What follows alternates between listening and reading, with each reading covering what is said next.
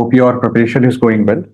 And today we will start your geography discussions with respect to prelims. We will practice some questions. First of all, we will discuss the concept behind it, and then we will go ahead and practice the question related to that.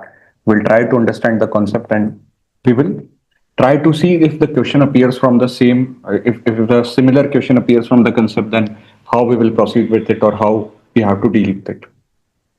आप मुझे ये बताएं, आप में से कितने लोग geography पहले पढ़ चुके हो, यूपीएससी से रिलेटेड पढ़ चुके हो, मतलब you know the basics related to that, और आप में से कितने लोग ऐसे हो which struggle in the basics, then I can proceed accordingly.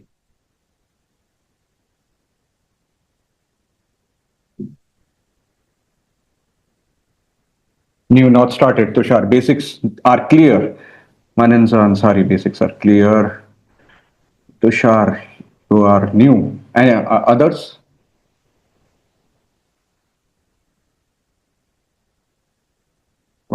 Basics are clear. Tal mean saying not clear.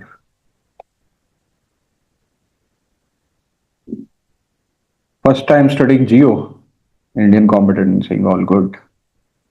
Okay, so I'll try to balance both sides. Some of you are studying first time, some of you are saying they are good, they are comfortable in this. Okay, no matter. देखिए, आप जो भी आपका status है previous, I'll suggest आप wherever you feel difficulty in certain topics, you ask me there itself. I'll try to explain the concept. I'll try to practice some questions, and I'll be giving the sheets accordingly to you. Okay. One thing that we should, whether you have studied it previously or whether you have not studied it previously, one thing जो आप लोग ध्यान में रखिए, ये एक technical subject है ना. काफी ज्यादा साइंस से भी रिलेटेड है, काफी ज्यादा आपकी ह्यूमैनिटीज से भी रिलेटेड है, तो both the concepts come. So if you see economic geography, उसमें आपको थोड़ा थ्योरेटिकल लिखना पड़ता है. जहाँ पे आप क्लाइमेटोलॉजी और ओशनोग्राफी की बात करते हैं, वहां पे कहीं ना कहीं थोड़ा सा साइंटिफिक इंफॉर्मेशन इसमें आ जाती है. Geography is a vast topic. It carries a weightage in your prelims. It carries a weightage in your mains. Okay. जहां आप IR पढ़ते हो, इंटरनेशनल रिलेशंस पढ़ते हो, वहां पे भी कहीं ना कहीं ज्योग्राफी की नॉलेज आपके काम आती है. Now, if we see your prelims paper of last 10-12 years, तो कहीं ना कहीं जैसे प्रीलिम्स में हम देखते हैं कि जब से यूपीएससी ने पैटर्न चेंज किया था, 2013 C set was introduced and GS1 का आपका एक पेपर होता था प्रीलिम्स में. तो earlier before 2013 what used to take place in आपके प्रीलिम्स में क्या होता था, एक जीएस का पेपर आता था, वो होता था 150 क्वेश्चंस आते थे उसमें. तो 150 क्वेश्चंस आते हैं जीएस के पेपर में, तो प्रीलिम्स की बात करो तो that geography has a good weightage. But when the C set was introduced और जहां पे आपका GS1 और सी सेट होने लगा, तो then you see the downfall till this point कि ज्योग्राफी का weightage was significantly reduced, and these were the years. जो 2016 से 2020 के ये वो साल थे जब वो सिंगल डिजिट्स में आ गई थी geography. I am talking about कि जो कंप्लीट ज्योग्राफी है उसके सिंगल डिजिट्स में क्वेश्चन आने लगे थे. और ये वो क्वेश्चन है जहां पे मैं मैपिंग के क्वेश्चन हटा रहा हूं कि ठीक है, मैपिंग के क्वेश्चन अगर हटा दें तो थ्योरेटिकल ज्योग्राफी में से what these guys were asking, they were single digits questions were coming because the weightage of other subjects, specifically environment ecology का बहुत ज्यादा बढ़ गया था. So if you see 2016 में 4 क्वेश्चन ज्योग्राफी के थे, इन्वायरमेंट के 28 क्वेश्चंस थे. 28 56 मार्क्स का paper. So here in these years the weightage of environment ecology increased but geography decreased. वैसे अगर आप देखो तो environment ecology कहीं ना कहीं ज्योग्राफी का पार्ट है, उसको environmental ज्योग्राफी की तरह आप पढ़ते हो. But after 2020, if you see the timeline, now this particular timeline, geography's weightage has again came back to double digits. और ये वेरी कर रहा है पिछले 4-5 सालों में, लेकिन है डबल डिजिट्स में. तो इसका मतलब ये है कि अभी यूपीएससी ने इसको वापस से सिग्निफिकेंट वेटेज देना शुरू कर दिया है. हाँ, एनवायरमेंट इकोलॉजी का कम किया है, लेकिन इतना भी नहीं कर दिया. एनवायरमेंट इकोलॉजी के still you see 15 to 20 questions come, still 15 to 20 questions उसके आ रहे हैं. तो बाकी सब्जेक्ट्स का वेरी कर रहा है, लेकिन अगर आप इन्वायरमेंट और ज्योग्राफी को पकड़ के चलो तो आराम से 30-35 क्वेश्चन दोनों सब्जेक्ट मिला के आपको दे देंगे. सो if we see the current prelims, the latest prelims which has happened to 2025, 14 questions from geography were asked, और मैपिंग के क्वेश्चंस भी इसमें पूछे गए. Mapping related questions we will practice. Map की प्रैक्टिस करना आपको जरूरी है क्योंकि आप देख लें जब यूपीएससी ने उसका वेटेज कम भी किया था तब भी मैपिंग के क्वेश्चंस वो पूछ रहे थे, तब भी वो पूछ रहे थे। थ्योरेटिकल भले ही कम कर दिया बट मैपिंग के वो पूछ रहे थे। So that one thing you should be clear on कि ठीक है थ्योरेटिकल तो आप पढ़ के जाओ, अच्छे से करके जाओ, बट मैपिंग की प्रैक्टिस आप थोड़ा और उसमें ध्यान दें, उसमें मेहनत करें। उसकी भी ठीक है हम करेंगे जितना पॉसिबल होगा हमारे लिए। We will try to practice physical map, we will try to practice political map of different continents I'm talking about, and we will try to see some of the questions which can be asked। और जैसे 2015 की मैं आपको 2016 की बात बताऊं, उन्होंने पूछा आपसे कि मेडिटेरेनियन सी के पास कौन सा कंट्री है जो उससे बॉर्डर शेयर करता है। तो there are some Asian countries, there are some African countries, जैसे इसराइल है, सीरिया है, ये मेडिटेरेनियन सी से अपनी बॉर्डर शेयर करते हैं। अफ्रीका में इजिप्ट है, अल्जीरिया है और लीबिया है। फिर 2016 में जब उन्होंने पूछा कि कौन सा मेडिटेरेनियन सी से बॉर्डर शेयर करता है, 2017 में उसी को नेक्स्ट ईयर ही बात कर रहा हूं, उसको चेंज करके पूछा कि कौन सा नहीं करता। Okay, so if questions like this they are very common, mapping के क्वेश्चंस, तो we will do that also, but we start the theoretical geography. Theoretical geography में I will give you a brief overview. जिनको नहीं पता है उनको जल्दी से मैं एक ओवरव्यू दे देता हूं। देखिए द और आप में से जिसको जो भी पूछना है प्लीज आप मुझसे यहाँ पूछ लीजिएगा, क्योंकि वो चैट वाला ऑप्शन को मैं बार बार एक्सेस करने में मुझे प्रॉब्लम होती है। तो I I will not be able to see what you are asking in chat, so you can ask me here itself directly. So geography, if you see, geography को आप दो ब्रांचेस में डिवाइड कर दो। Okay, मैं UPSC के context में बता रहा हूँ, not in context of degree. Degree में तो फिर बहुत सारी ब्रांचेस हो जाएंगी। First would be physical geography that you should be taking care of, and second should be Indian geography. Again, I'm not taking mapping related questions into this context. तो दो part में जब आप इसको डिवाइड करेंगे, physical geography और Indian geography, यहां आप इसको पढ़ना होगा। जब आप यूपीएससी प्रीलिम्स का सिलेबस देखते हो तो उसमें ये वर्ल्ड ज्योग्राफी मेंशन नहीं है सिलेबस में। तो वर्ल्ड ज्योग्राफी के क्वेश्चंस वो थ्योरेटिकल नहीं पूछते आपसे, हाँ मैपिंग रिलेटेड जरूर पूछ लेते हैं। प्रीलिम्स के सिलेबस में Indian geography clearly mentioned, physical geography। Now physical geography we we divide this into, first today हम start करेंगे geomorphology से। We will start with geomorphology।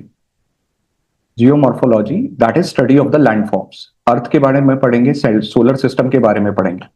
Geomorphology जब आपका खत्म हो जाएगा तो फिजिकल ज्योग्राफी में आप बढ़ोगे ओशियनोग्राफी के बारे में। Now oceanography is a important link. Oceanography छोटा सा टॉपिक है, इसमें ज्यादा सिलेबस नहीं है, लेकिन ये समझना आपके लिए बहुत क्रिटिकल हो जाता है, क्योंकि ओशियनोग्राफी ही एक ऐसा टॉपिक है जो आपकी जियोमॉर्फोलॉजी और जो नेक्स्ट टॉपिक आएगा उसको लिंक करेगा। जो आपका नेक्स्ट टॉपिक होगा वो होगा climatology. So climatology is the study of atmosphere and weather related phenomena.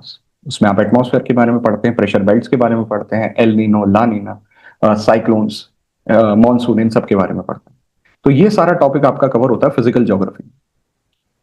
Okay, physical geography जब आपका कंप्लीट हो जाता है then we will talk about Indian geography. India's physiographic divisions, उसका डिटेल में पढ़ाई करनी पड़ेगी आपको, क्योंकि इंडियन ज्योग्राफी पे क्वेश्चंस आते हैं।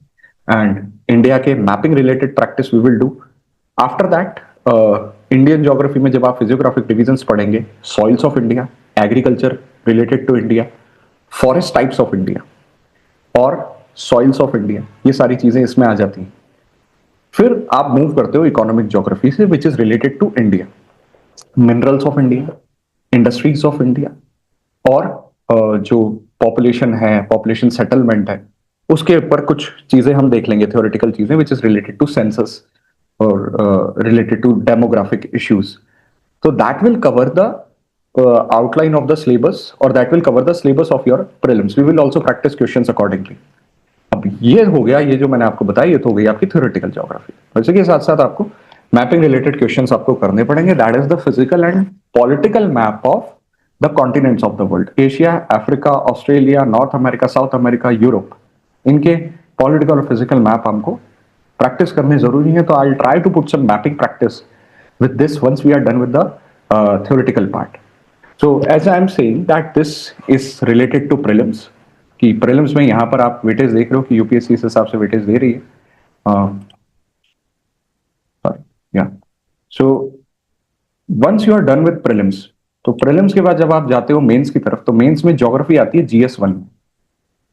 GS1 में it is clearly mentioned that the question related to geography would be asked. GS1 का पेपर होता है 250 मार्क्स। एंड 250 में आपके हिस्ट्री आ जाती है, world history, art and culture आ जाता है और ज्योग्राफी आ जाती है। तो 250 में से इफ यू सी, जो मैं आपको एवरेज बता रहा हूँ पिछले 4-5 ईयर्स का देख लें आप, मेंस का जो पेपर है, तो GS1 में at least it is varying from 70 to 90 marks. 250 में से 70 to 90 marks, these are geography questions which UPSC is asking. और फिर यही कहीं ना कहीं थोड़ा सा लिंक आप इसका देखते हो GS3 में भी। ऑलराइटली ज्योग्राफी के क्वेश्चंस नहीं पूछते, बट हाँ, क्योंकि GS3 में your environment and disaster management topic comes, तो इन्वायरमेंट और डिजास्टर मैनेजमेंट से रिलेटेड कहीं ना कहीं कुछ ज्योग्राफिकल कंसेप्ट आपको पढ़ने पड़ते हैं, और उससे रिलेटेड फिर वो वेटेज वहां पे और आप देखते हो, जब आप इसको क्युमुलेटिव देखते हो तो वो बढ़ जाता है। तो ये तो आपकी बात हुई सिलेबस की कि कहां कहां कैसे काम आएगा। So we are focusing on prelims. So we will talk about the concepts. We will practice MCQs accordingly. And this is the trend that I wanted you to be familiar with कि अभी आप जिस cycle में उस time, उस cycle में तो UPSC इसको वेटेज दे रही है और आपको पढ़ के इसको अच्छे से जाना चाहिए। So let's start our discussion. अभी तक you have any doubt, anything that you want to ask, anything that is your concern? So please speak up rather than typing in the chat, or else I will move ahead.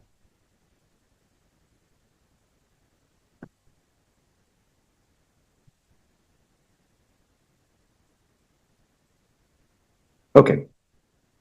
So I'll be starting the discussion on physical geography as I've told you. पहले हम earth solar system की बात करेंगे, उसके बाद हम चलेंगे geomorphology पे, स्टडी ऑफ लैंडफॉर्म्स। उसमें लैंडफॉर्म्स पढ़ेंगे,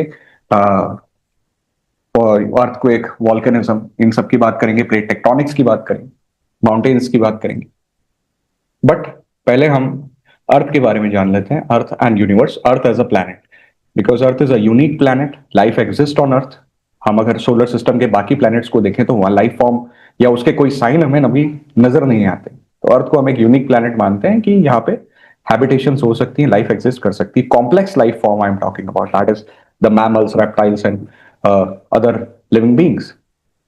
बट यूनिवर्स की बिगिनिंग कहां से हुई? If we see, you have to put that. Just a minute, guys. Yeah. So the most accepted theory of beginning of universe is Big Bang theory. कि universe जो था वो एक सिंगुलरिटी में एग्जिस्ट करता था, that this singularity was the point and this was a dense matter, hot matter, और ये एक्सपेंड करने लगा। ऐसा ब्लास्ट नहीं हुआ, जैसे बिग बैंग से हमें क्या समझ आता है कि एक्सप्लोजन हो गया, ब्लास्टिंग हो गई, नहीं। बिग बैंग का मतलब हुआ कि ये जो सिंगुलर पॉइंट था, it started exploding, it started expanding, और ये स्ट्रेच होने लगा।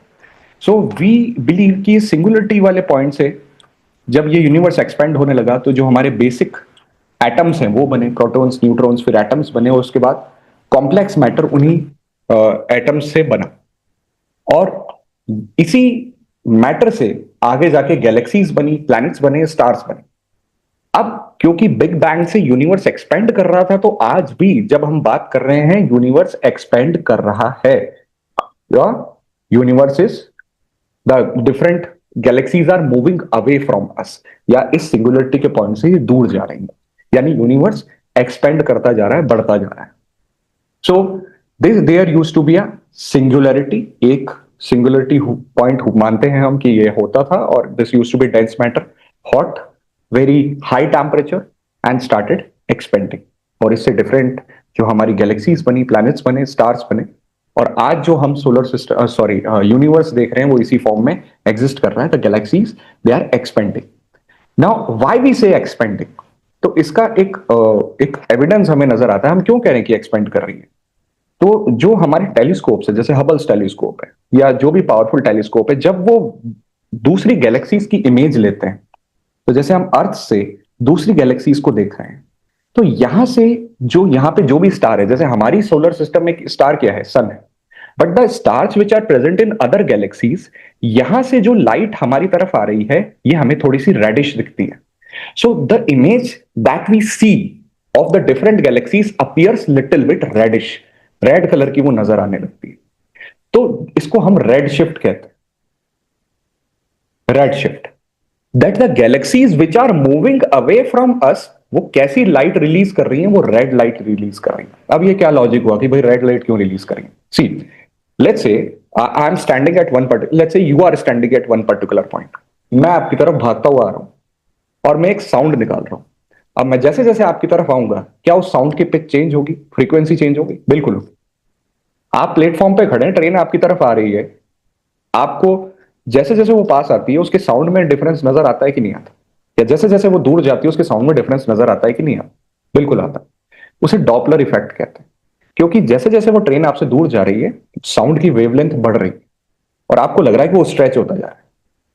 तो जब लाइट को आप स्ट्रेच करते हैं, इमेजिन कीजिए कि यूनिवर्स एक बोर्ड है, रबर बोर्ड है, आपने उसको स्ट्रेच किया, तो जो लाइट आ रही है वो भी तो स्ट्रेच हो जाएगी, वो भी तो एक वेव है। तो जब आप लाइट को स्ट्रेच करेंगे, तो स्ट्रेच करने से इसकी वेवलेंथ, आप दो पॉइंट्स को दूर लेकर जा रहे हैं, तो वेवलेंथ विल इंक्रीज, और जब वेवलेंथ बढ़ती है तो लाइट का जो स्पेक्ट्रम है वो किस तरफ शिफ्ट होता है? It shift towards red. Red light की वेवलेंथ ज्यादा होती है। ओके, देखो ये स्पेक्ट्रम होता है। हम मानते हैं कि जो विजिबल लाइट जो हम देख रहे हैं, इसमें जो रेड कलर है, रेड कलर है, इसकी वेवलेंथ सबसे ज्यादा है, ये स्ट्रेच्ड है। तो बाय दिस लॉजिक, क्योंकि वो लाइट जो हमारी तरफ दूसरी गैलेक्सी से आ रही है, ये दूसरी गैलेक्सी से आ रही है, और क्योंकि ये दूर जा रही है हमसे, तो ये लाइट स्ट्रेच होती जा रही है, इसीलिए ये रेड स्पेक्ट्रम में शिफ्ट हो चुकी है, और इसी को हम रेड शिफ्ट कहते हैं। So that is why, by this logic we say कि जो स्टार हमसे दूर जा रहा है, जो गैलेक्सी हमसे दूर जा रही है, वो कैसी लाइट इमिट करेगी? वो रेड लाइट इमिट करेगी। इसी को रेड शिफ्ट फिनोमेना बोला जाता है। And that is why we predict कि these galaxies are moving away from each other और यूनिवर्स इज एक्सपेंडिंग, जो कि बिग बैंग थ्योरी के सपोर्ट में एक बहुत ही स्ट्रॉन्ग एविडेंस है। तो जब भी आप इमेज देखते हैं गैलेक्सीज की, जब भी आप इंटरनेट पे, ट्विटर पे या कोई रील्स आप देखते हैं, तो उसमें दिखता है कि वो गैलेक्सीज कहीं ना कहीं रेडिश पार्ट आपको उसका नजर आ रहा है। तो that is the red shift we are talking about. अब see, I'll tell you a statement which is not related to your exam but a little bit factual. So I was looking into an interview of a scientist. तो उनसे किसी ने पूछा कि sir, अगर हम आज एक ऐसा रॉकेट बना दें जो स्पीड ऑफ लाइट से चल रहा है, तो क्या हम यूनिवर्स के एंड तक पहुंच पाएंगे? ना, अभी तो हमारे पास जो रॉकेट्स हैं, they have limited speed, but we make a, let's say we do a discovery and our spacecraft can travel with the speed of light. आज हम उसको रिलीज करते हैं, तो क्या हम यूनिवर्स के एंड तक पहुंच पाएंगे? उसने बोला नहीं पहुंच पाओगे। आपका रॉकेट भले ही स्पीड ऑफ लाइट पे जाएगा, लेकिन यूनिवर्स स्पीड ऑफ लाइट से भी ज्यादा तेजी से एक्सपेंड कर रहा है। तो जो गैलेक्सीज आज आप देख रहे हो सकता है hundreds of years, thousands of years के बाद वो आपसे और भी दूर चली जाए, और आप उनको कभी नहीं देख पाओ, क्योंकि वो आपसे दूर जा रही है, वो एक्सपेंड कर रही है। तो that is the evidence in the support of big bang theory, that red shift phenomena. So according to these concepts, taking these concepts into account, ये आपके जब आप 11th क्लास की एनसीईआरटी पढ़ेंगे ज्योग्राफी की, तो वहां पर ये एक एक दो दो पैराग्राफ में ये चीजें मेंशन है। तो I have given you overview of this, that beginning of universe, the most believable theory is Big Bang theory, and what is the support evidence in support of it? It is redshift, that the galaxies which are moving away from us, वो कैसी light release कर रही है, या उनसे जो light हमारे पास आ रही है वो कैसी है? वो red light, red electromagnetic spectrum के रेड पार्ट में वो शिफ्ट हो चुकी है। तो that is what we say. So on the basis of this discussion, let's try to attempt this. कोशिश कीजिए आप लोग।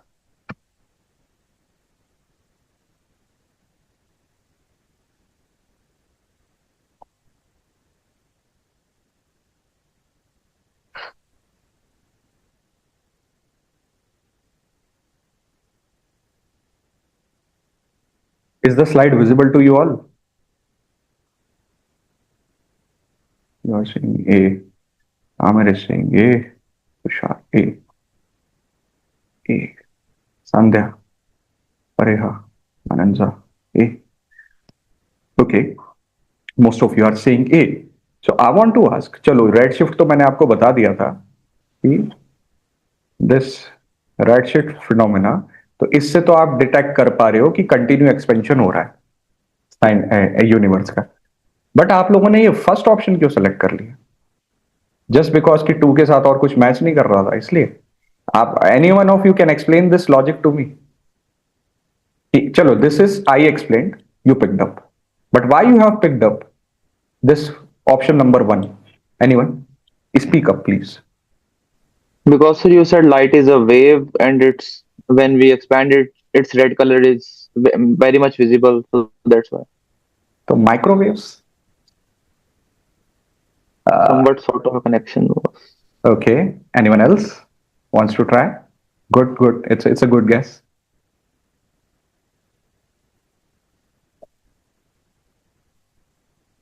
See, I have shown you the this. Sorry, I have shown you this image. इसमें देखो microwave का और भी बड़ा वेवलेंथ है. तो ये हम बिलीव करते हैं दैट द बिग बैंग की जो अभी रिमेनिंग एनर्जी है ना, वो हमारे जो इंस्ट्रूमेंट्स है, टेलीस्कोप्स हैं, वो किस फॉर्म में डिटेक्ट कर रहे हैं? माइक्रोवेव की फॉर्म में डिटेक्ट कर रहे हैं. तो दैट मीन्स कि that universe is expanding. This is the remnant remaining part, remaining energy of the big bang which is further shifted. ये रेड से भी आगे निकल गई. ये बहुत पुरानी एनर्जी है जो हम माइक्रोवेव की फॉर्म में फील कर रहे हैं. So yes, true. Detection of microwaves in the space, which tells us that the universe is expanding. Everyone clear on this question? This was previously asked by UPSC in your prelims. Everyone clear on this? Okay, Sir, I have one doubt in this. please. So my understanding was why we see the red color for the distant object, because it's the red color only which does not scatter, Okay. and that is the only color which can reach to us. Yeah, that's true. So why it does not scatter? Because it has long wavelength. That's why it can be stressed. Correct. So I could not understand that fact that the wave, the light itself is spreading. Wave is spreading. That I did not understand. See, you just have to imagine it with the concept that light भी एक wave होती है, and then when you stretch the space, because the space between the galaxies is very vast, and due to that space, the light which is coming from distant galaxies, it वो भी stretch हो जाती है time के साथ साथ. So the constant here is not the speed. The constant here is the space which is very vast. So it stretches the light. And the light appears. तो आप उसको ऐसा इमेजिन करो कि आप जो लाइट अभी देख रहे हो वो बहुत पहले उसने रिलीज करी है, उस सन ने या उस स्टार ने रिलीज करी है. तो जो जब तक वो आपके पास आएगी, it will get stretch because it has to travel the vast distance. So that is why. So you when you see that statement कि वो स्कैटर नहीं करती, तो उसका भी वही लॉजिक है. वो स्कैटर इसलिए नहीं करती क्योंकि उसकी वेवलेंथ वो ज्यादा होती है. That's why. Okay. So next we move ahead with this, and let's talk about one more question which has previously been asked by UPSC. Now this you can, I think you can attempt this one. It's a straightforward one.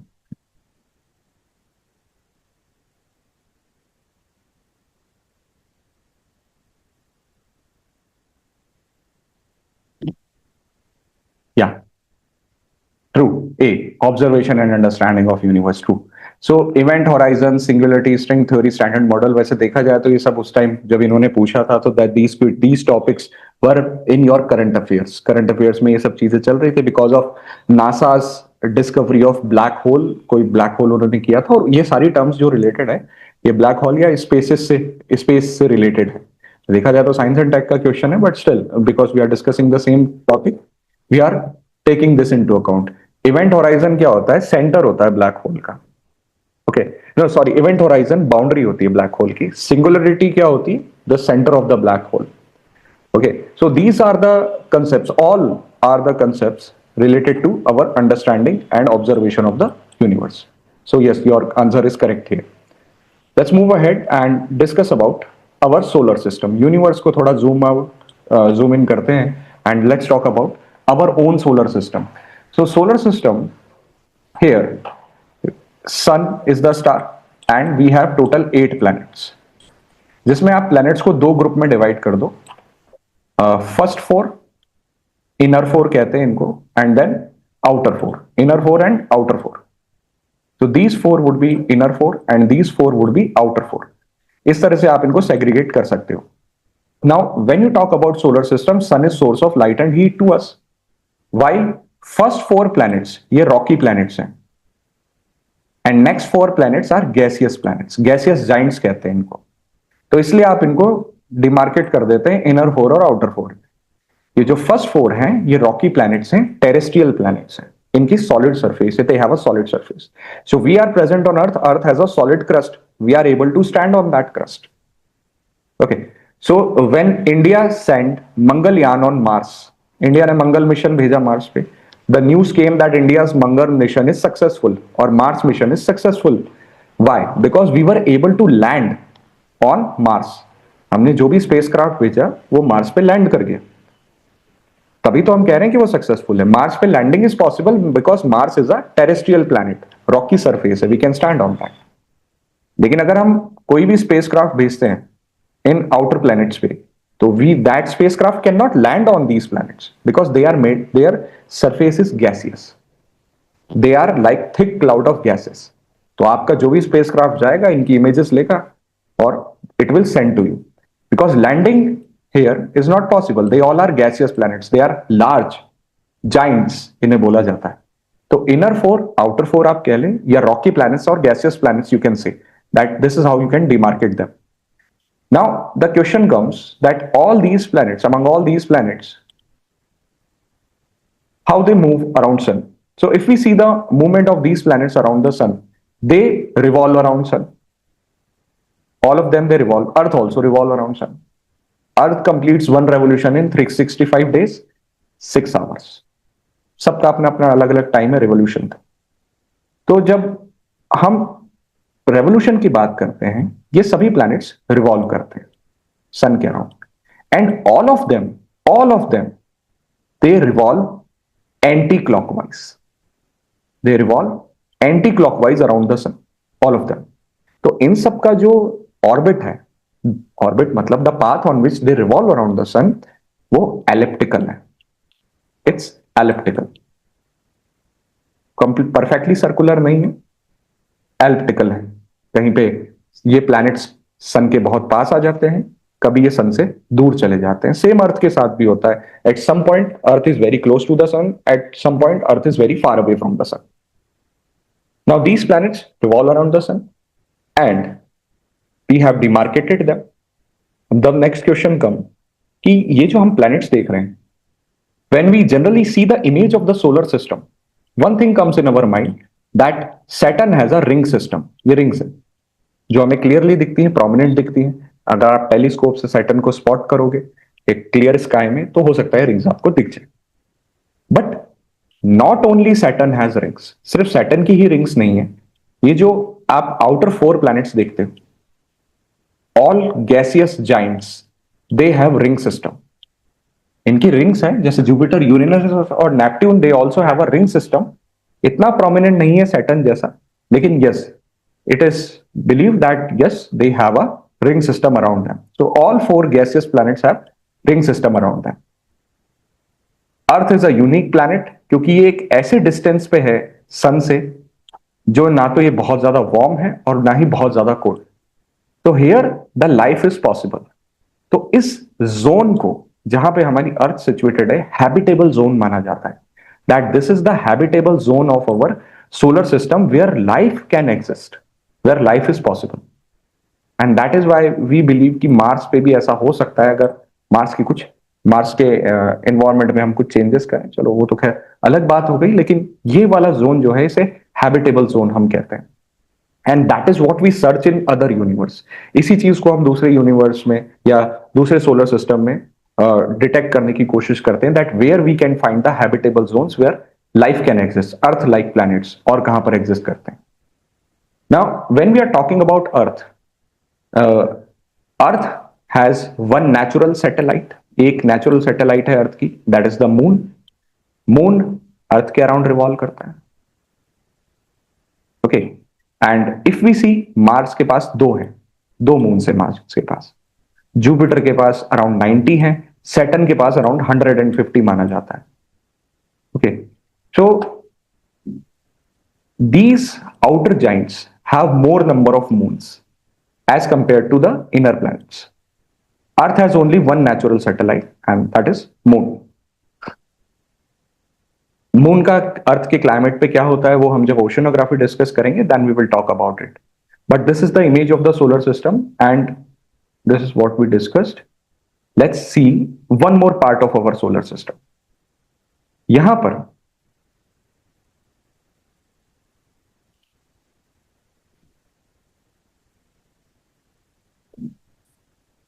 yeah. So here, inner four and outer four. So this region between Mars and Jupiter is covered by asteroids. यहां पे आपको asteroids मिलेंगे. या आपके prelims में भी question पूछा गया है कि asteroids where they are found. और जब आप सोलर सिस्टम की लिमिट पे पहुंच जाओगे, that is when you go to the outer limit of the solar system, you will find Kuiper belt. यानी नेपच्यून के बाद जो आपको फ्रोजन ऑब्जेक्ट्स दिखेंगे, ये रीजन कहलाता है कीपर बेल्ट. तो these two regions are also part of our solar system. One is asteroid belt, which is between Mars and Jupiter, and one is Kuiper belt, which is when you move beyond Neptune. Now, what is this asteroid belt and what is this Kuiper belt? देखिए, asteroid belt ये believe किया जाता है कि यहाँ पे एक planet हुआ करता था. अब देखो, ये आपसे कोई नहीं पूछेगा ये एस्टेरॉइड्स क्या है, मैं जस्ट आपकी इन्फो के लिए बता.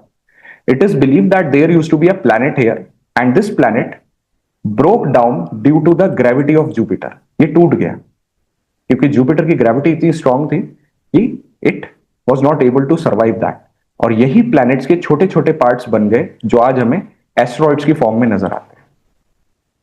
Okay, so these asteroids they also revolve around sun. They also revolve around sun. So sometimes they come close to Earth during their movement. And that is why we say that they may possess a threat to our life. ये आपके जब आप mains का question देखो 2024 mains का, तो 2024 mains में ये आपसे पूछा यूपीएससी ने दैट व्हाट आर एस्टेरॉइड्स और what threats they possess to human survival on earth. ऐसा ही कुछ है, 15 मार्क्स का क्वेश्चन है कि ये क्या थ्रेट possess करते हैं, ये हैं क्या, और अगर इनसे सर्वाइवल के लिए हमें कुछ डिजास्टर मैनेजमेंट करना है तो what we should look at. So asteroids are present here and they revolve around sun. Sometimes they come very close to earth. Same goes with these Kuiper belt objects. अब now if you see the position of Kuiper belt, ये sun से बहुत दूर है, तो यहां पर आपको क्या मिलेगा? यहां पे टेम्परेचर बिलो 0 डिग्री सेल्सियस है. फ्रोजन ऑब्जेक्ट्स मिलेंगे आपको. Frozen objects that is the rocks with frozen gases. Or in frozen objects को one term that we use for them is comet. So comets are present here in this Kuiper belt. They also revolve around sun. ये भी सन के around revolve करते हैं. तो when we can see comet, जब वो सन के अराउंड रिवॉल्व कर रहा है और अर्थ के नियर आ चुका है, then only it would be visible to us. जैसे हेलीज कॉमेट है. हेलीज कॉमेट ये हमें अब इट्स प्रेडिक्टेड कि 2061 में दिखेगा. It would next be visible in 2061 when it will come close to earth. So when these comets come close to earth then only they are visible. तो ये भी सन के अराउंड रिवॉल्व करते हैं. अब क्योंकि फ्रोजन गैसेस से बने हुए हैं, सन के पास आते हैं तो वो गैसेस मेल्ट होने लगती है, तो ये ग्लो करते हैं. इनकी ग्लोइंग टेल नजर आती है हमें. Whenever a comet is visible it will have a glowing tail. वो ग्लोइंग टेल क्यों होगी? क्योंकि वो फ्रोजन गैसेस सन के पास आने के कारण मेल्ट कर जाती. तो these two are part of our solar system, Kuiper belt and asteroids. Let's see, I have put up a question for this. You guys can try this.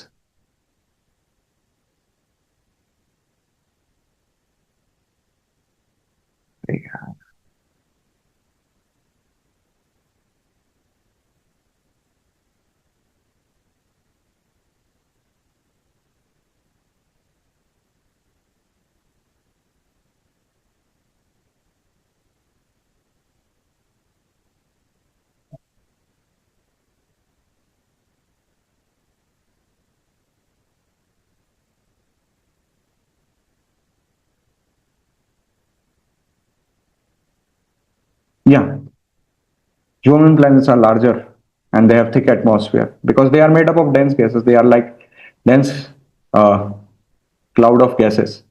Terrestrial planets and Jovian planets, जो कि आपके inner four और outer four हैं, वो तो asteroid belt से separate होते हैं, कीपर बेल्ट से नहीं. Keeper belt is at the outer limit of your solar system. So let's move ahead your answer is correct. This one is not right. So when we talk about solar system, let's have a clarity on this particular topic also. देखिए, मैंने आपको दो चीजें बताई, comets and asteroids.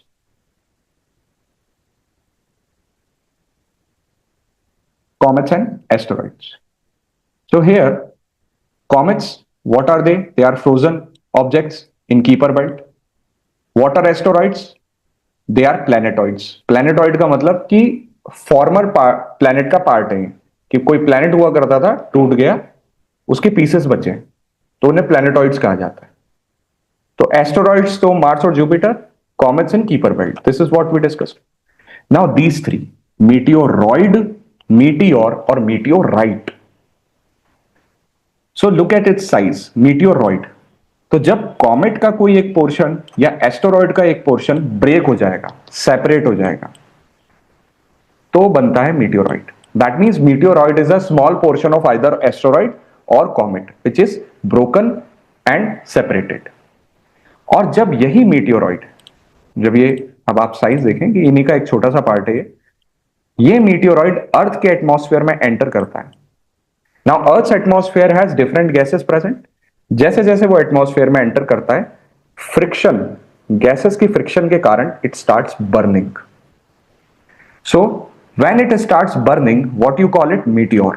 जैसे star, आपको कोई भी ये मीटियोर दिखेगा, जैसे आप टूटता तारा भी कहते हो कुछ लोग, तो what is that burning sensation जो कुछ स्प्लिट सेकंड्स के लिए होती है?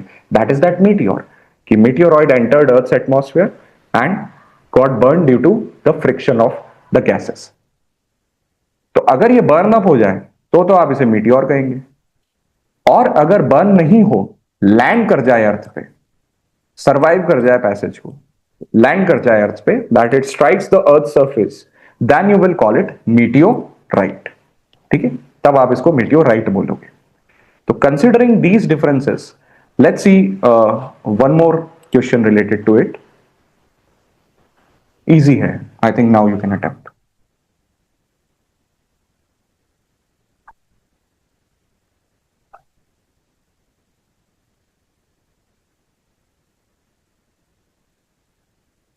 Yeah, good guys. Yeah, meteorite you will call it. Okay, you will call it meteorite if it lands, if it survives. Good. Let's move ahead.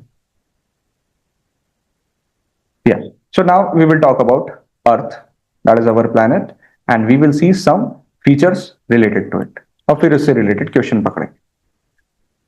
Rotation of Earth. We know that Earth rotates on its own axis. तो जब earth rotate करती है, तो the side which faces the sun will have day and the side which is opposite will have night. And earth completes one rotation in 24 hours. तो rotation के कारण अर्थ पे क्या चेंजेस आ जाएंगे, डे और night? This is what we will observe, that the side which will face the sun will have day and the side which will have opposite to this will have night. Similarly, the second fundamental movement of Earth is revolution. Earth revolve around Sun. So as I told you कि Earth का जो orbit है वो elliptical है. Sometimes Earth is very far away from the Sun. Sometimes Earth is close to the Sun. ये दो positions आ जाती हैं क्योंकि perfectly circular path नहीं है. Earth अपना एक revolution 365 days और 6 hours में complete करती है. इसलिए हम कहते हैं 1 ईयर 365 डेज का है. जो 6 आवर्स बचेंगे वो 4th ईयर में ऐड हो जाएंगे, लीप ईयर के जैसा. Now consider these two position, that is what I want to talk about, aphelion and perihelion. Perihelion is earth's that position जब ये सन के क्लोजेस्ट होती है. ऐसा कब होता है? 3rd जनवरी के around, when it is closest to the sun. Aphelion कब होता है? व्हेन अर्थ इज फारदेस्ट, जब ये सबसे दूर होती है. ऐसा कब होता है? 3rd of July. तो that means you have a gap of 6 months between that. Okay, तो aphelion when it is farthest and perihelion when it is closest to sun. Earth का रेवोल्यूशन 365 डेज में होता है. बट इसी से related एक और फेनोमेना हमें समझना चाहिए कि हम ये मानते हैं कि अर्थ अपनी एक्सिस पे टिल्टेड है। ओके, जनरली वी बिलीव कि नॉर्थ पोल यहां पे होना चाहिए था अगर अर्थ की एक्सिस सीधी होती तो, और साउथ पोल यहां पे होना चाहिए था। लेकिन रियलिटी क्या है? रियलिटी है कि अर्थ टिल्टेड है, तो नॉर्थ पोल यहां पर है और साउथ पोल यहां पर है। And this is what we believe कि अर्थ अपनी पोजीशन से टिल्ट हो चुकी है। It has tilted from its own position. Now, again, the most possible reason for this कि अर्थ जो straight थी, why it got tilted on its own axis? ये tilt 23.5 डिग्री एंगल का है, तो ये tilt हुआ क्यों? Again, it's no one will ask you this, but the most possible reason जो believe किया जाता है वो ये है कि at some point millions of years ago एक heavy object collided with earth. Heavy object collided and ये collision इतना heavy था कि earth tilted on its own axis. तो that is what we observe nowadays, that earth अपनी ही axis पे tilted है, rotate भी कर रही है और sun के around revolve भी कर रही है। और इसी के कारण आप different effects देखते हो अर्थ पे, different climatic conditions देखते हो, क्योंकि जो अर्थ की tilt है ये सीधा सीधा क्या इफेक्ट करती है? Amount of radiation. कितना रेडिएशन सरफेस पे रिसीव होगा, कितना इंसुलेशन आएगा। Now because of this tilt one more thing happens and that is this. See, earth revolving around sun, earth tilted है, अपनी एक्सिस पे टिल्टेड है, तो इस टाइम नदर्न हेमिस्फीयर अर्थ की तरफ यानी टुवर्ड्स द सन टिल्ट हो चुका है, while the southern hemisphere, ये जो southern hemisphere है, it is away from the sun. Try to observe this. Again, I'll repeat. Here, when Earth is revolving around sun, one hemisphere is towards the sun, that is northern hemisphere, and one hemisphere is away from the sun, that is southern hemisphere. तो जो hemisphere सन की तरफ है, यहां पे कौन सा season होगा? Summer season, because it is towards the sun. And this hemisphere which is away from the sun, यहां पे कौन सा सीजन होगा? विंटर सीजन होगा।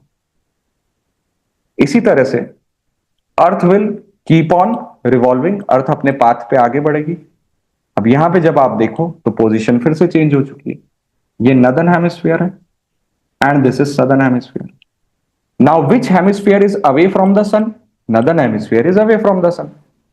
विच hemisphere is towards the sun, मतलब कौन सा हेमिस्फीयर टिल्ट हो चुका है सन की तरफ? Southern hemisphere. तो नदर्न हेमिस्फीयर में what you will have? Winter season, and southern hemisphere में what you will have? Summer season. तो that is what we are trying to convey, that earth पे जो सीजनल चेंजेस आ रहे हैं, देखो rotation के कारण तो क्या चेंज हो रहा है? डे एंड नाइट चेंज हो रहा है, 24 hours. But the season that we are talking about, the complete year, why that seasonal change is happening? So that seasonal change is happening due to two reasons. Seasons क्यों change होते हैं? क्या reason है? कि Earth revolves around sun and Earth is on a tilted axis. तो जब Earth tilted axis पे है तो one hemisphere will be tilted towards the sun and one hemisphere will be away from the sun.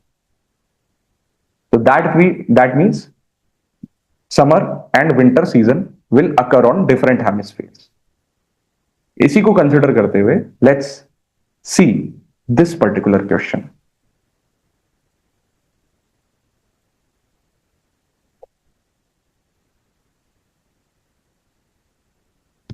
My voice is low. Okay, anyone else feel the voice is low?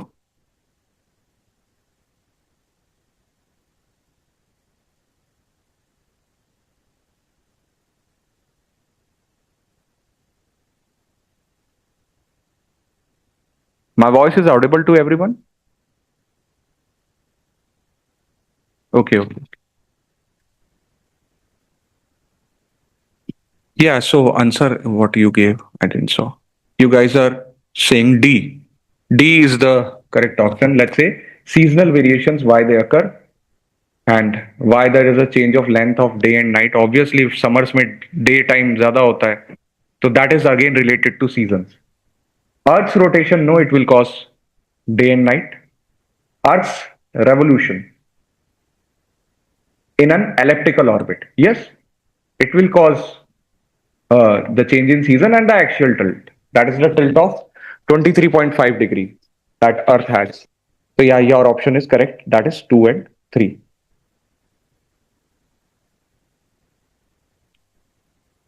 Sir but day and night तो rotation के कारण हो रहा ना. हाँ, okay, length ही shifting. सी तो but length थोड़ी change होती है डे एंड नाइट की. आपकी लेंथ है, अगर आप कहो कि अर्थ एक स्टैटिक पॉइंट पे ही रोटेट कर रही है तो उससे लेंथ थोड़ी चेंज हो. The seasons will bring the change in length of daytime and nighttime. That is, in winters you have long day. Sorry, in summers you have longer day, and in winters you have longer nights. So the length of day and night is changing due to seasonal variation. It is not asking why day and night happening. It is asking why the length of day and night is changing. Is that clear to you? Yes, sir, got it. Thank you. Okay. Yeah. So let's see one more related phenomena. मैं आपको individually बताऊंगा इसके बारे में, पहले आप इसका crux समझ लीजिए. देखिए, ये लैटिन लैंग्वेज के वर्ड हैं, इक्विनॉक्स और solstice. Latin means, equinox means equal, solstice means unequal. तो इक्विनॉक्स साल में 2 बार आएगा, सोल्स्टिस साल में 2 बार आएगी. देखो, इक्विनॉक्स तब होता है when you have days and night of equal length. जब almost 12 hours day 12 hours night, कुछ मिनट्स का डिफरेंस हो सकता है बट इग्नोर किया जा सकता है उसे. तो almost same length of day and night you will observe. Solstice में you will observe either a long day और आइदर अ लॉन्ग नाइट. मतलब अनइक्वल हो जाएगी length. The length will become unequal. Either you have day time of long duration और either you have night time of long duration. So 2 equinoxes are observed and 2 solstices are observed. Again, ये भी किससे related है? ये आपके revolution से related है. तो इसी को हम बात करते हैं. देखिए, सोल्स्टिस, जब डे एंड नाइट की लेंथ अनइक्वल है.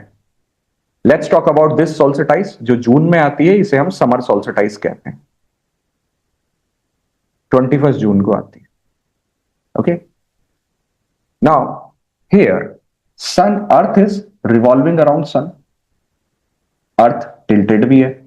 So this is northern hemisphere. This is southern hemisphere. Now this side is tilted towards the sun. This side is away from the sun. जून का मंथ है. India भी northern hemisphere में है, तो summer season होता है. Why? Because northern hemisphere is tilted towards the sun. Here, sun insolation directly fall करता है ट्रॉपिक ऑफ कैंसर पे. The sunlight falls directly on Tropic of Cancer. Okay, and that is why in northern hemisphere summer season है. Summer season है तो यहां पे day time ज्यादा होगा. Length of day would be more. While in southern hemisphere winter season होगा तो यहां पे length of night would be more.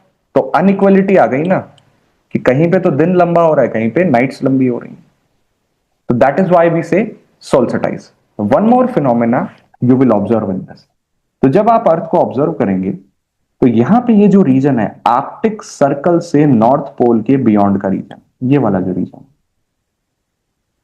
Okay, when you look at this region which is between Arctic Circle and North Pole, this region lies on the day side. ये day side में लाई कर रहा है completely. ये तो night side हो गई ना, ये डे साइड में लाई कर रहा है. तो अगर अर्थ रिवॉल्व कर भी जाए, अर्थ रिवॉल्व रोटेट कर भी जाए, तो भी ये डे साइड में ही रहेगा, ये नाइट साइड में जाएगा ही नहीं. तो इसका मतलब एक चीज क्लियर है कि यहां पर आपको क्या नजर आएगा, यहां पे कभी सनसेट होगा ही नहीं. यहां पे आपको क्या नजर आएगा? 24 hour day. Extreme North Pole की मैं बात कर रहा हूं कि 24 hour day you will observe. Same phenomena, see this, the region between Antarctic Circle and South Pole. ये नाइट साइड में आ रहा है, तो अर्थ अगर रोटेट कर भी जाए तो ये तो नाइट साइड में ही रहेगा, ये डे साइड में जाएगा ही नहीं. तो that means What you will observe here? You will observe here 24 hour night. तो क्या अनइक्वलिटी अब नजर नहीं आई आपको? अभी भी आ रही है नजर कि कहीं पे तो डे टाइम है, कहीं पे नाइट टाइम है. उस लॉजिक से भी आप कह सकते हो कि ये सोल्सटाइज है. That is what we are concerned with. Solstice, what is solstice? Unequal length of day and night. So all over the earth at different regions we are observing this, and hence we say that this is summer solstice which we observe on 21st of June. Are you guys clear on this? Yeah, Amir, 6 months day. Good. North Pole पे you will observe 6 months day. बिल्कुल सही है आपकी बात. Okay, okay. Anyone else?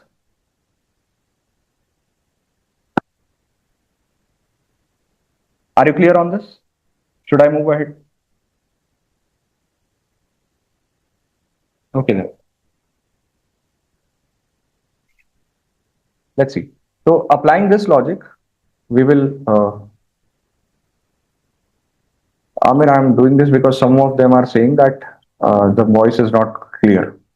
Chalo. Winter solstice, which comes in December. So 21st December को ये position change हो जाएगी.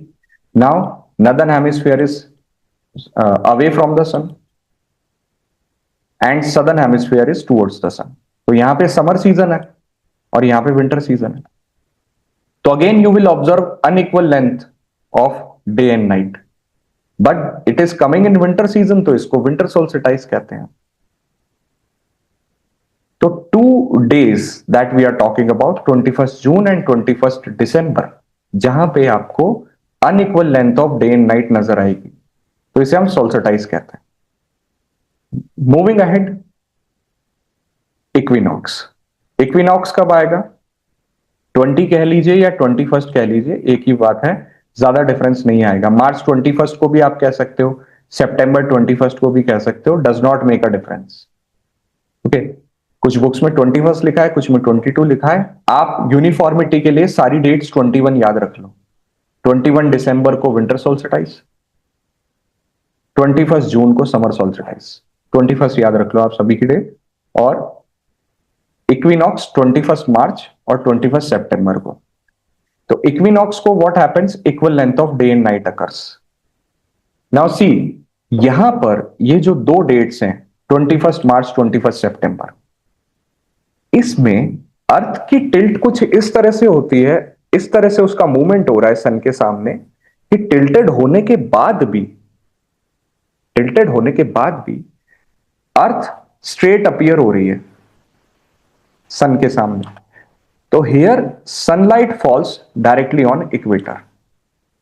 ओके, यहां पर टिल्ट का जो असर है, जो इफेक्ट है, वो आपको नजर नहीं आ रहा. Earth is tilted but it's movement is like that it is appearing straight, its axis appearing straight in front of the sun. So here sunlight falls directly on equator. कोई भी हेमिस्फीयर ना तो सन की तरफ टिल्टेड है ना सन से away है. तो sunlight is falling directly on equator. आपको equal length of day and night नजर आएगा अर्थ के लोकेशंस पे. कुछ माइनर चेंजेस हो सकते हैं क्लाइमेटिक या टोपोग्राफिक रीजंस के कारण, बट उसे इग्नोर किया जा सकता है. यहां पर इन दो डेट्स पे we will have equal length of day and night. तो these two dates 21st March and 21st सितंबर are known as equinoxes. Now considering these two topics, equinoxes and solstice, हम एक क्वेश्चन अटेम्प्ट करते हैं. अगर आपको clear है तो let's see one question on this. हाँ guys, try to attempt this.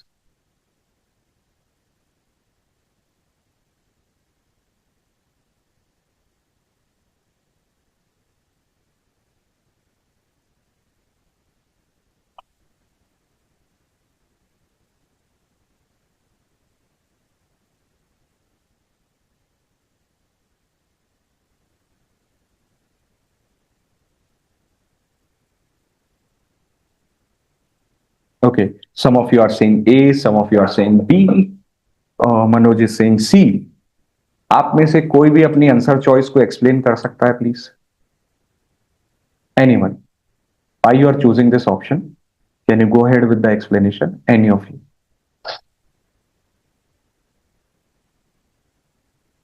The reason being sir A ही समझ में आया, बी समझ में आया, ये थोड़ा अंडरस्टैंड नहीं, समझ में नहीं आया।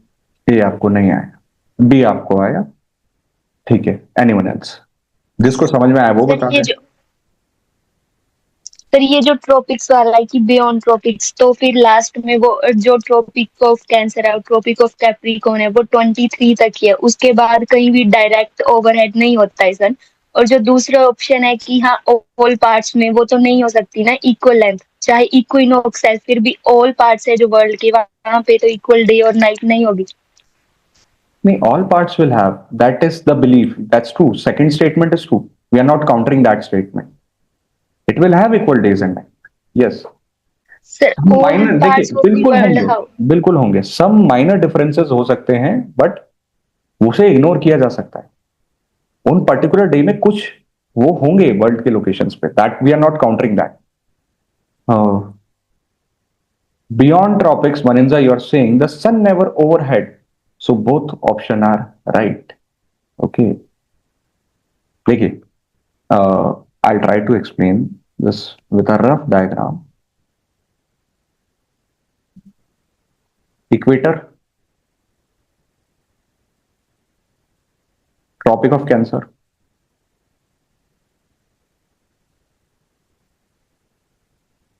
Tropic of Capricorn. Okay. So what we have discussed that sun is overhead, sunlight directly fall करती है ट्रॉपिक ऑफ कैंसर पे 21 June, that is summer solstice.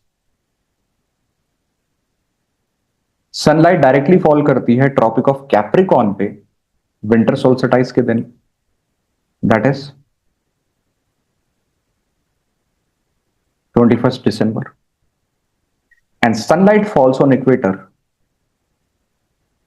on equinoxes. कौन से वो दिन है? 21 March and 21 September. This is यही तो पढ़ा हमने इक्विनॉक्स एंड सोल्स्टिस में सन का मूवमेंट पढ़ रहे हैं हम। कि सन कभी टॉपिक ऑफ कैंसर पे डायरेक्टली होता है, कभी ट्रॉपिक ऑफ कैप्रिकॉर्न पे डायरेक्टली होता है, और कभी वो इक्वेटर पे डायरेक्टली फॉल करती है लाइट। अब देखो यहां पे डायग्राम में या आपकी ज्योग्राफी की बुक्स में ये लिखा है कि सनलाइट एक्चुअली अपेरेंट मूवमेंट है सन का, कि सन मूव कर रहा है और सनलाइट डायरेक्टली फॉल कर रही है ट्रॉपिक ऑफ कैप्रिकॉर्न में, बट ये अनोमली है, सन थोड़े मूव करता है, मूव तो अर्थ करती है ना। तो it's a misnomer to say that sun moves towards northern hemisphere और sunlight falls directly on Tropic of Capricorn. आप ट्रेन में बैठे हो, बाहर की चीजें आपको जाती हुई दिख रही हैं, बट वो थोड़ी जा रही हैं, जा तो आप रहे हो।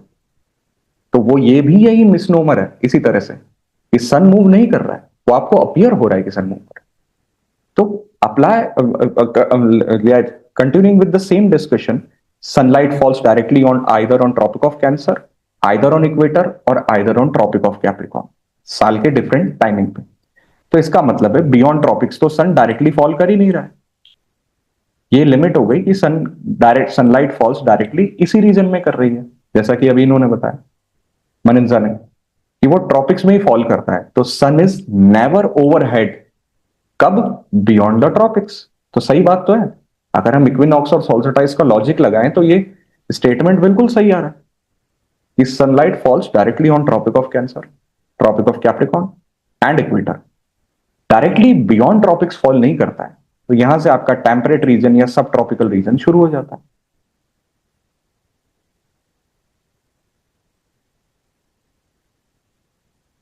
ओके, या it's true, it's true.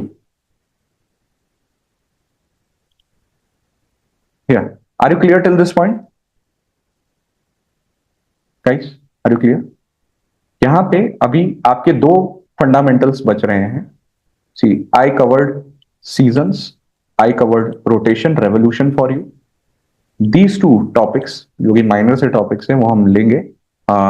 Latitudes तो वैसे अभी हमने Tropic of Cancer Capricorn discuss किया ही है। लॉन्गिट्यूड में we have to see time zone, time difference, तो ये दोनों टॉपिक्स रिलेट हो जाएंगे। तो आज जो आपको शीट मिलेगी किसमें, हाँ that is the correct answer ना, दोनों ही सही, दोनों ही सही, करेक्ट। तो कभी नॉर्थ पोल और साउथ पोल पर डायरेक्ट सन नहीं आता? नहीं, नहीं आएगी, डायरेक्ट सनलाइट थोड़ी आएगी, वो तो टिल्टेड है ना, वो तो आपकी डिस्पर्स्ड आती है सनलाइट, डायरेक्ट नहीं आती। Okay okay sir. क्योंकि अगर डायरेक्ट आती तो फिर वो कोल्ड रीजन थोड़ी होती, वो तो फ्रिजिड है ना। जी सर। अगर डायरेक्ट आती तो फिर या हाँ, as Aamir is saying, it's always slanted, वो स्लैंटेड है। सो या तो देखिए, ये अभी आपका, मैं आपको बताऊं, आज जो आपको शीट मिलेगी उसमें कुछ क्वेश्चंस हैं। तो the discussion that we had, the questions are related to that. अब उसमें कुछ क्वेश्चंस आपको लॉन्गिट्यूड या टाइम जोन के भी मिलेंगे। तो अगर आपको नहीं आए तो कोई बात नहीं, कल हम डिस्कशन करेंगे, तब आप वापस अटेम्प्ट कर लें। आ जाते हैं तो बहुत अच्छी बात, नहीं आते तो once we discuss tomorrow you can go ahead with those questions. आज जो आपको हमने पढ़ा उससे रिलेटेड जो भी क्वेश्चंस हैं वो आप सॉल्व कर सकते हैं। I will forward the sheet to Devraj sir and Devraj sir will give it to you with the solutions. Any concern of yours और anything that you want to discuss और टॉक अबाउट, वो आप बता दीजिए, otherwise the time is almost up, we can continue tomorrow.